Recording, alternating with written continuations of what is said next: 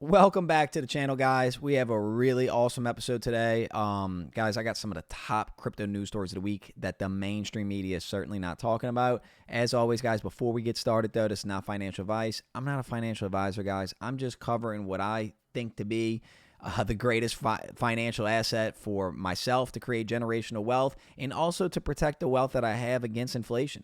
Anyway, guys, so let's go ahead. Let's get straight into it. Let's head over to CoinMarketCap. Bitcoin sitting at 30,000 per coin, up about 3.5% on a day. Pretty solid, guys. Bitcoin actually dipped a little bit yesterday, went around 28,000. So if any of you bought that dip, good job. You know, you already secured some profit. Ethereum up about 10% on a week, sitting at 2,000, 2,100 per coin. And guys, you know, Bitcoin, Ethereum, we're still very down from all-time highs. Ethereum being all-time high close to what, 5,000. Bitcoin close to 60 something, 70,000 at its all-time high.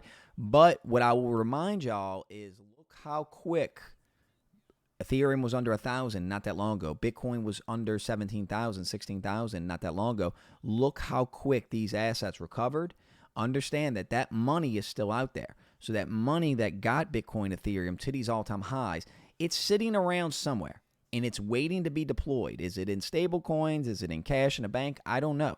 But the fact that these assets reached those levels, that wasn't small fish like me and you watching this. That wasn't us dictating these markets. That's bigger players, bigger hedge funds, bigger institutions that essentially control the markets, and they decide when the bull runs on. They decide when they want to be in accumulation mode. They decide when they a lot of times, guys, they make more money shorting these coins than they do accumulating them. So just, you know, guys, if you're in this, you know, I think that the bull run is going to happen. We're still about a year away from the Bitcoin halving, and I think it's going to be a blow off top. We're going to see a Bitcoin all-time high in the next year or so.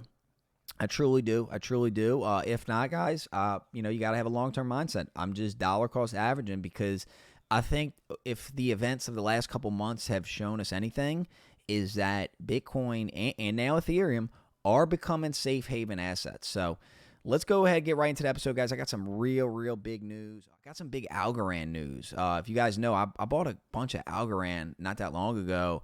I bought some ApeCoin as well. We'll talk about that. But let's get to the first story, guys. So Rep. Davidson to introduce legislation to fire SEC boss Gary Gensler for crypto overreach. Wow. A U.S. congressman has declared he will introduce legislation to have SEC boss Gary Gensler removed from his role. To correct a long series of abuses, I am introducing legislation that removes the chairman of the SEC and replaces the role with an executive director that reports to a board where authority resides, Davidson tweeted. So currently the way it's set up, and again, remember, guys, Gary Gensler did not protect us from Celsius. Gary Gensler did not protect us from Voyager. Gary Gensler not only didn't protect us from Sam Bankman-Fried and FTX, Gary Gensler was colluding and was friends with Sam Bankman-Fried and FTX and was rolling the red carpet out for him. So with this rep, who I don't know much about this guy, I don't even know if he's a Republican or a Democrat, what he's saying is that this Gary Gensler, you know, this top cop of the crypto world, he has too much oversight, too much authority, and it's really creating issues because, you know, this technology, they're pushing away innovation. They're pushing away these crypto companies and these coins. They're going to push them out the States and they're just going to go somewhere else. I mean, check this out, guys. Coinbase could move from U.S. if no regulatory clarity. CEO Brian Armstrong. Armstrong said anything is on the table in terms of crypto exchange plans where greater regulatory clarity not emerge in the U.S. So we got Coinbase saying, hey, if we don't get some type of clarity, something that makes sense, we're just going to move to another country that gets it. And we're seeing other countries starting to get it. You guys, I showed you guys the stories of China embracing this technology, United Kingdom embracing this technology. Russia, the second largest Bitcoin miner in the world. So what is the SEC's problem? Why are they going to regulate these companies out of the United States and give this economic power to these other nations, especially in this multipolar world that we're dealing with right now? So this is really disturbing. Now, check this out. SEC Chairman Gary Gensler caught shilling Algorand, now deems it a security. So this is what we're talking about where none of it makes sense. I don't know if you guys can be able to hear this, but this is a video of Gary Gensler. He was shilling Algorand, and I actually saw this video a while back, and that's why I bought Algorand, because I said if the head of the SEC is talking good about it, then it's not going to be deemed a security. Well, now Algorand's being named in a security, being named in a lawsuit, and claiming it's a security. Check it out. Blockchain technology today, well, maybe in 5 years you could. It would have the performance. Sylvia McCally's Algorand, who's a Turing Award winner at MIT that I work with. Sylvia's got a great technology that has performance. You could create Uber on top of it. So you guys hear that? So Gary is saying that Algorand is amazing technology. He knows the founder, went to MIT, and that you could literally, Algorand is such a good layer one blockchain. So much, the technology is so good that you could build an app like Uber on top of it. It's like almost like its own layer of the internet. And now they want to go after Algorand, a lawsuit. I mean, guys, I literally bought this coin because I watched this speech Gary Gensler did talking about Algorand, how great it was. So imagine, guys, obviously it's frustrating, for us as investors. But imagine, if you're any of these companies, if you're Brian Armstrong, Coinbase could move away. I mean, what? Crypto firms will develop offshore without clear U.S. rules, Coinbase chief says. This is the reason why we need clarity about legislation and regulation onshore, because if the UK doesn't have this, the US doesn't have this, these firms are going to be built offshore, Armstrong said. And you know what happens? Guys, you know what happens when the firms move offshore? You know who else was offshore in the Bahamas? FTX and Sam Bankman-Fried. So there's no stopping this. There's no stopping these Sam Bankman-Fried and these FTXs, especially if we're going to rely on the SEC to go after them, because what have they done? They went after Kim Kardashian. They went after some influencers for shilling some NFTs and coins. Is that really protecting the general public? Is pushing Coinbase offshore, making it not an American company, is that really helping? Is that helping the country? Is that helping retail? I don't think so. All right, guys. Next story. Janet Yellen. Sanctions may risk hegemony of the U.S. dollar. Economic sanctions imposed on Russia and other countries by the United States put the dollar's dominance at risk as targeted nations seek out alternative, Treasury Secretary Janet Yellen said on Sunday. There is risk when we use financial sanctions that are linked to the role of the dollar that over time it could undermine the hegemony of the U.S. dollar. Of course, it does create a desire on the part of China, of Russia and Iran to find alternatives, she told the networks Fareed Zahara in an interview. But the dollar is used as a global currency for reasons that are not easy for other countries to find an alternative with the same properties. This is from Business Insider. Sanctions against Russia could hurt the U.S. dollar as countries like Iran and China seek alternative currencies and trade. So, guys, I've talked about this extensively on this channel, and this is actually what I warned about. So, by the United States weaponizing the U.S. dollar, take whatever your political views are on the China, Russia, on the Russia-Ukraine conflict, but the fact that the United States, as the world reserve currency, can weaponize its dollar against Russia with these economic sanctions. Essentially, these economic sanctions are an act of war.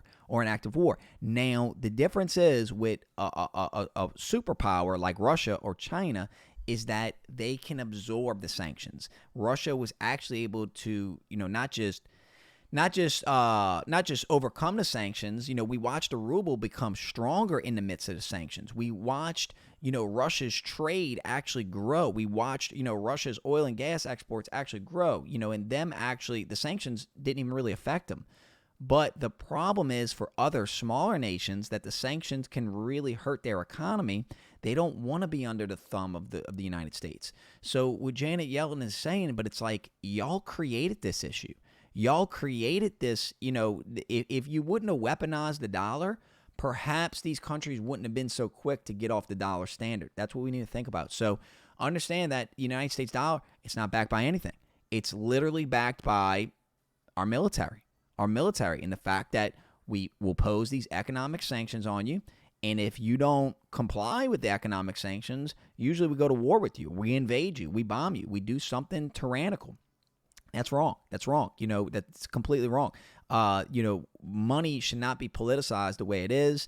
Again, I'm not saying that there's no place for economic sanctions. That's not what I'm saying. It's just that, can you blame these other nations that we're hostile to, that they don't want to be, just because they're not in that situation right now? One day they could be, they could be the new Russia, and they might not be able to absorb the sanctions the way Russia and China can. So, interesting times, guys. It's just crazy to see them actually admit this is happening when it's them doing it. That's the mind-blowing thing. Next story. China's state-affiliated banks on board in crypto companies in Hong Kong. Chinese banks are opening bank accounts for regulated crypto companies, with several acting as payment layer for crypto platforms. Wow. So, again, while our SEC and Gary Gensler pushing this technology offshore, regulating through enforcement, not giving any regulatory clarity to any United States crypto companies, countries like China are embracing the technology now. I told you this would happen. In the midst of, the last couple years, the amount of stories, China bans crypto, this all banned, it's all going to get banned. I'm telling you now, I've told you before, they can't ban this technology. It's never going to be banned. It'll just keep moving around, and whatever countries actually embrace it, like El Salvador, they are going to be the economic superpowers of the world. And guys, go do your own research. Go look at what's going on in El Salvador right now. Perhaps it's not too late for the United States to do something similar, guys. Check out this. This was a very interesting story, guys. United Arab Emirates, so where Dubai is, prepaid card and digital wallet business report a $10.3 billion market by 2027. Firms are forging strategic alliances to launch crypto prepaid cards. Wow. So, like the gift cards you go buy, like Amazon prepaid gift card, Walmart, Visa prepaid gift card. Imagine have a prepaid gift card for Bitcoin or Dogecoin or Ethereum, and being able to gift that as a present. Wow. I mean, guys, we're in a recession right now. What better way to stimulate the economy? Dubai gets it. China gets it. This is the way we can really stimulate our economy with this technology, guys. I mean, you don't think we need a $10.3 billion market for some prepaid crypto cards? That would be phenomenal. Next story, guys. Nike gets it. Nike gets it. Nike's multi-million-dollar crypto push is here. Nike is selling digital boxes with virtual sneakers for $19.82. The first wave drops starts April 18th, which is today. So if you're interested in NFTs, if you're interested in Nike, they're really pushing the ball forward with Web3. And Nike has always been innovators. Now, I'm not the biggest fan of Nike as a company, but I do think that their Web3 push, a lot of companies are gonna follow in line. If you think back to Michael Jordan and the Air Jordans, and Michael Jordan had his first signature shoe with Nike, and a lot of Adidas and Under Armour, all those other companies seem to follow behind that. So I think that's what's going to happen with Web3. Now, a couple of other, I believe, Under Armour maybe with Steph did some shoes in Web3, but it's something with these sneakerheads, these guys that are into collecting shoes. They're really into this NFT and Web3 technology, I guess because they're already collectors. But I think that the virtual shoe game is going to be really big, because whether you guys like it or not, if you look at the TikTok culture, the Instagram, the social media culture, we've become really, really, really interested in how we are perceived online, with how our personalities are offline, how we express ourselves online. You guys see in video games, kids spend a ton of money in skins because they spend so much time in those virtual worlds. They want to express themselves. They want to make their character different. So if they can buy some Nike shoes and wear them in the metaverse, or wear them in Fortnite, or wherever they're going to be able to wear these virtual shoes, especially for $19, and then they can flip them. If they can buy them for 19, sell them for 40 in a couple months, especially if they're exclusive and like rare items. This is going to open a lot of doors, guys. A very important story. Next story, Twitter enables crypto and stock trading through eToro. So if you guys don't know what eToro is, it's I believe it's a stock trading platform, and now Twitter I guess is partnering with them to become, Elon Musk has stated that he wants Twitter to become an everything app, not just a social media platform. He wants it to become a bank. He wants it to become where you can trade crypto, stocks, and transact and send money. How's this experiment going to work? I don't know. But I think that, implementing stock and crypto trading especially is going to be a very, very lucrative business for Elon, because there's going to be a ton of money made in the fees of trading these assets. There'll be a ton of money in that. And I think when other companies see what he's doing, they're going to try to do the same thing. Whether it's Facebook, Apple, they're all going to. I don't know what they're waiting on. I don't know what they're waiting on, guys. It's not a secret anymore. Check this out from Apple. Apple's new high yield savings account is now available, offering a 4.15% APY. Starting today, Apple Card can choose to grow their daily cash rewards with a savings account from Goldman Sachs, which offers a high yield APY of 4.15, a rate that's more than 10 times the national average, with no fees, no minimum deposits, no minimum balance. Guys, I'm not chilling Apple here. I'm not a fan of Apple as a company. Another company I'm not a big fan of, but I think it's interesting to see, these basically these tech companies becoming fintech companies and transition into not just offering technology services, but offering financial services. And I think that you're going to see a more, because guys, these big tech companies, they want to keep you in their ecosystem. They don't want you. Apple doesn't want you, if Apple could, they'd want to be the one-stop shop. They'd want to be the one place for you to do everything, get your credit card, get your phone. Wouldn't be surprised if there's an Apple car one day. And, Tesla's kind of doing the same thing, where they're, Elon's going to want you to do everything in his ecosystem. So I think that's where it's going. I wouldn't be surprised to see, the reason why I brought this up, I wouldn't be surprised to see Apple, with them on unleashing this. The next evolution of this would be for them to start allowing you to trade crypto.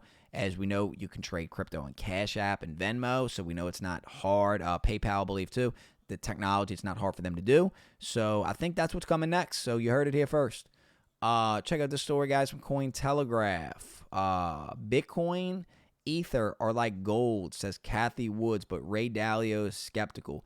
Kathy Woods, she's the CEO of ARK Invest. She thinks that Bitcoin and Ether are acting as risk-off assets, as a flight to safety for investors amid macroeconomic uncertainty. Well, this I do agree with. I think that, I think the Silvergate bank collapse really showed us, we watched in real time a bank collapse while the crypto price massively appreciated. I think that investors, but it's not just crypto. It's not just crypto. I mean, they're buying gold. They're buying, any precious metals, real estate. I mean, investors are looking to diversify any way they can to protect themselves against not just inflation, but, geopolitical and financial uncertainty. So understanding that, and again, I'm not going to speak too much on Ethereum because I'm bullish on Ethereum, but the more I'm in this space, the more I'm investing, the more I'm realizing, I want to have most of my holdings in Bitcoin, because I do look at Bitcoin as the surest thing, as the safest bet. And it's, if you think about it, it's the only one that has regulatory clarity through the SEC. SEC said Bitcoin's a commodity, so this makes sense. They're going to disrupt the traditional world order. What are Bitcoin Ether doing? I mean, by the very fact that they're being considered a flight to safety like gold, that's really interesting and suggests broader-based adoption and acceptance than I think most people understand. 100% agree. Cointelegraph, Bitcoin mining and increasing energy bills. Senator Warren versus crypto Twitter. I've been ringing an alarm bell about the risk that Bitcoin poses to our power grid and climate, said Senator Warren, agreeing with a New York Times article in the matter. Guys, Bitcoin does not pose a threat to our power grid. It is not bad for the climate. Like, guys, think about it. Why isn't she going after Las Vegas? How bad is Las Vegas for the climate? What about the strain and energy? Is gambling really necessary? If you really think about it, is gambling and debauchery, is that necessary? If we're in a climate crisis, is a whole place that is using a ton of electricity for giant air conditioners and electricity for gambling, is that necessary if we're in a climate crisis? Absolutely not. Elizabeth Warren, guys, you think she's making these decisions on her own? You think that she is really coming to these realizations on her own to attack this technology? No. Her campaign donors are telling her to do it. Michael Saylor had a really good response to Elizabeth Warren. He said, Bitcoin miners decrease the energy bill for millions of American families and do not create pollution. They are data centers running on excess electricity that would otherwise be wasted and perform the vital role of powering the most secure computer network in the world. Guys, don't anymore. Elizabeth Warren, she has no power. She has nothing. She's just going to be ringing an alarm bell on this, and nothing's going to happen. She can't stop it, and she knows she can't stop it. Her role is to slow it down. That's what her campaign donors are telling her. Last two story, guys. Inflation won't come down to the Fed's target, and investors buying the dip in stocks should not hope for policymakers to save them, BlackRock says. So check this out. Inflation isn't on track to fall anywhere near Fed's 2% target, BlackRock said in a note. And guys, why that's important is because I've told you that on this channel multiple times. In the face of Jerome Powell, in the face of Janet Yellen, when they were saying that, oh, this is transitory and, raising this interest rates, we're going to get back to this 2% target. I told you it was never going to happen. And I'm telling you again, now BlackRock's even saying it. And you guys know I don't like BlackRock, but they're even saying it. Strategists pointed to rising core CPI, which suggests inflationary pressures haven't abated. Rate cuts are not on the way to help support risk assets, in our view, strategists said in notes. So rate cuts are not on the way to help support risk assets, in our view. So think about what they're saying, guys. BlackRock's telling you, guys, there's no rate cuts coming because inflation isn't moving. Inflation isn't going down. They're changing the CPI data to make you think that their rate hikes are doing anything. No, they're going to keep raising interest rates. I wouldn't be surprised, and they've said before, that we get to around 10% interest rates. If we get to 10% interest rates, yeah, we're in a recession right now. Whether they want to claim it or not, we're in a recession right now. They get to 10% interest rates. Guys, it ain't just going to be crypto. So if you're saying like, oh, well, I need to get out of crypto if the Fed's going to keep destroying our monetary system, well, no, it's going to be everything. It's going to be everything. Crypto is going to be your actually life raft to safety. BlackRock ditches the 60-40 portfolio in new regime of high inflation. Fund managers, strategists call for a broader portfolio mix. Sticky inflation means low rate environment will not return. So even BlackRock is changing the way its investment portfolio is shaped because they're saying the inflation's not going away. So the Fed, they've lost, if you guys still trust them, they lost that ability when they told us inflation was transitory. They've lost that ability when they are the reason that the inflation we're dealing with right now creates. 100% the inflation we're dealing with right now is because of the money printing from the pandemic and is because of the war in Russia and Ukraine. No matter your thoughts on the war, those are the reasons we are dealing with the inflation we're dealing with now.